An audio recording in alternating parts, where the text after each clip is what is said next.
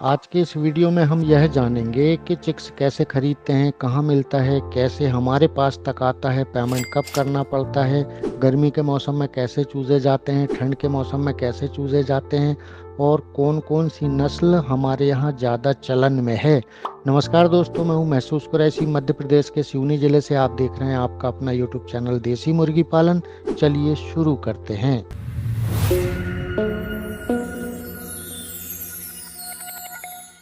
जब हम farming start करने का सोच रहे होते हैं तो हमारे दिमाग में ये आता है कि यार हमारे जानने वाले ने फार्मिंग की है, उससे मैं चूज़े खरीदने का पता ले लूँगा कि कहाँ चूज़े मिलते हैं। या फिर यूट्यूब पर हम निरंतर किसी किसी के वीडियो देखते रहते हैं, वहाँ मोबाइल नंबर हमारे पास रहता है कि मुझे चूज़े खरीदना है। तो उसके लिए सबसे पहला काम आप ये करते हैं कि जिससे चूज़े लेना है उसको फ़ोन करते हैं।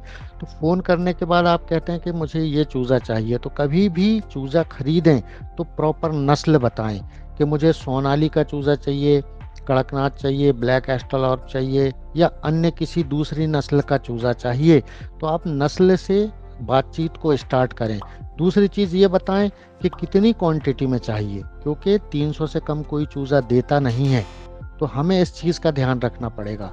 तो पहला हमने नस्ल बताया, दूसरा क्वांटिटी बताई, तीसरा हमें अपना रेलवे स्टेशन बताना है, क्योंकि आपके नज़दीक में 150 किलोमीटर में कोई ऐसा रेलवे स्टेशन होना चाहिए जहां तक आपका चूज़ा पहुंचाया जाएगा तो आप रिसीव करेंगे।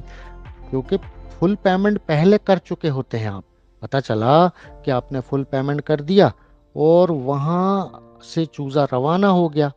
आपने ऐसा रेलवे स्टेशन बताया जहां 2 मिनट ट्रेन रुकती है, तो आप 2 मिनट में आगे वाले डिब्बे में था, पीछे वाले डिब्बे में था, कहाँ था, ये देखने में ही 2 मिनट खत्म हो गए। अब फुल पेमेंट आपने पहले जमा करके रखा है, आपका चूजा कोई आगे वाले रेलवे स्टेशन में चला गया तो आपका तो नुकसान हुआ ना। इसीलिए हमें प्रॉपर नस्ल के नाम से बातचीत स्टार्ट करना है, क्वांटिटी बताना है, रेलवे स्टेशन बताना है।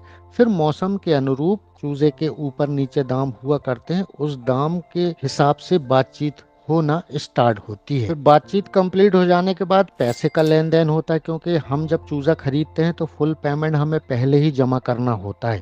इसीलिए जिससे भी चूजा खरीदें तो आप या तो परिचित वाले से खरीदें या जिस पर आपका भरोसा हो उससे खरीदें, अन्यथा अनजान किसी व्यक्ति से चिक्स नहीं खरीदना चाहिए। अब पेमेंट आपने कर दिया, अब जिसको चूजा भेजना है, जो आपको चूजा भेज रहा है, वो हैज डेट देगा कि इस तारीख को हैच है, मेरिक्स का वैक्सीन लग के इतने बजे गाड़ी निकलेगी, इतने बजे पहुंचेगी, ये मैं आपको बता दूंगा।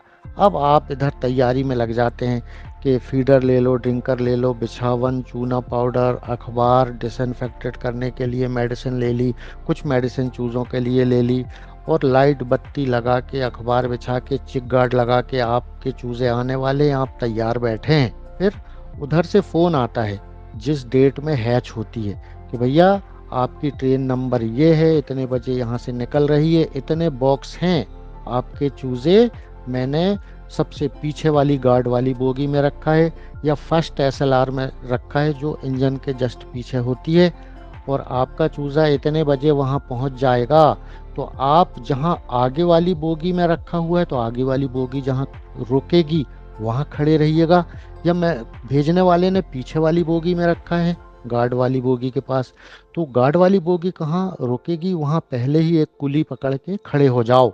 कुली से कहो कि भैया ट्रेन नंबर ये है, इतने बजे यहाँ पहुँचेगी, सबसे पीछे का डब्बा कहाँ खड़ा होता है या सबसे आगे का डब्बा कहाँ लगता है रेलवे स्टेशन में, वहाँ कुली लेके खड़े हो जाएं।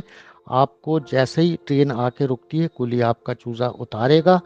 तो किसी बॉक्स में कॉर्नर पे निशान रहता है, उस निशान को इसलिए निशान लगाया जाता है कि वहाँ बिल्टी रख कर भेज देते हैं। सबसे पहला काम आपका है कि ट्रेन से चूज़ा जब कुली ने उतारा तो बिल्टी अपने हाथ में ले लें, और बिल्टी आपके नाम से बनी है तो आप ही वह व्यक्ति हैं। आप आधार कार्ड अपने जेब में रख के जाएंगे। फिर कुली जो हाथ वाली ट्रॉली होती है उससे चूज़ा पार्सल विभाग के कार्यालय लेके जाएगा। आपने आधार कार्ड दिखाया कि मैं वही व्यक्ति हूँ जिसके नाम की बिल्टी है, ये आधार कार्ड, ये बिल्टी देख लीजिएगा।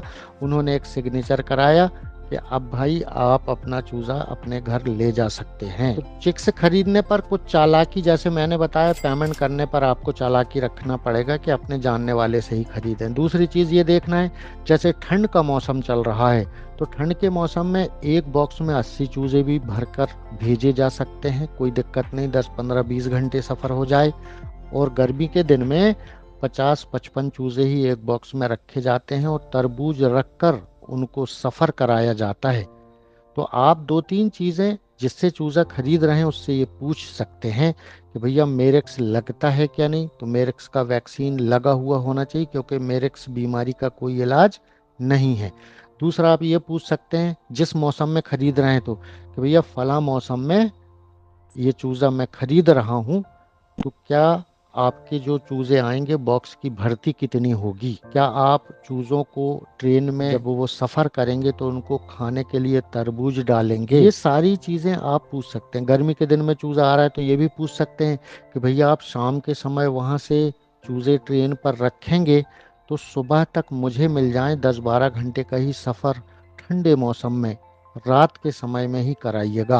अगर आपने दिन में चूज़ा भेज दिया, 10 11 12 बजे चूज़ा लोडिंग हुआ, शाम तक आपके पास पहुंचने वाला है, तो इस कंडीशन में पूरा दिन दोपहर ट्रेन के अंदर गर्मी में, और ट्रेन भी लोहे की रहती है तो ज़्यादा गर्म होती है, ये ऐसा ना हो कि मॉर्टलिटी हो और उसका नुकसान आपको हो, क्योंकि आपने पेमेंट कर चुका है, फुल पेमेंट पहले ही हो गया है। तो अगर अपने जानने वाले से आप चूज़ा लेते हैं तो वो नेक्स्ट टाइम चूज़ा देगा, दूसरा चूज़ा भेजेगा, समझदारी से आपको बच्चा भेजेगा। ये भी कर सकता है कि उसका पैसा रिफंड कर दे। नई जगह से लेंगे तो उसने चूज़ा रखा, बिल्टी व्हाट्सएप पे भेजी, ट्रेन का नंबर दिया, पहुंचने का टाइम बताया और उस आदमी का काम खत्म, फिर आप उसका कुछ नहीं कर सकते। इसलिए आप फार्मिंग स्टार्ट करने से पहले अपनी फार्मिंग बंद ना हो जाए, पहले दिन ही लॉस में ना चला जाएं, इस चीज़ का ध्यान रखते हुए अपने जानने वाले से ही चूज़ा खरीदें तो ज़्यादा ठीक होगा। तो चलते चलते मैं कुछ पॉइंट फिर से आपको समझा देता हूँ। चूज़ा एक दिन का मिलता है, 100 से कम नहीं मिलता। जो नस्ल लेंगे उस नस्ल का पैसा लगेगा। ऐसे रेलवे स्टेशन आएगा जो आपके नज़दीक में 150 किलोमीटर में हो, जहाँ 5 मिनट ट्रेन रुकती हो। फुल पेमेंट पहले जमा होता है। भरोसे के व्यक्ति से चूज़ा खरीदेंगे।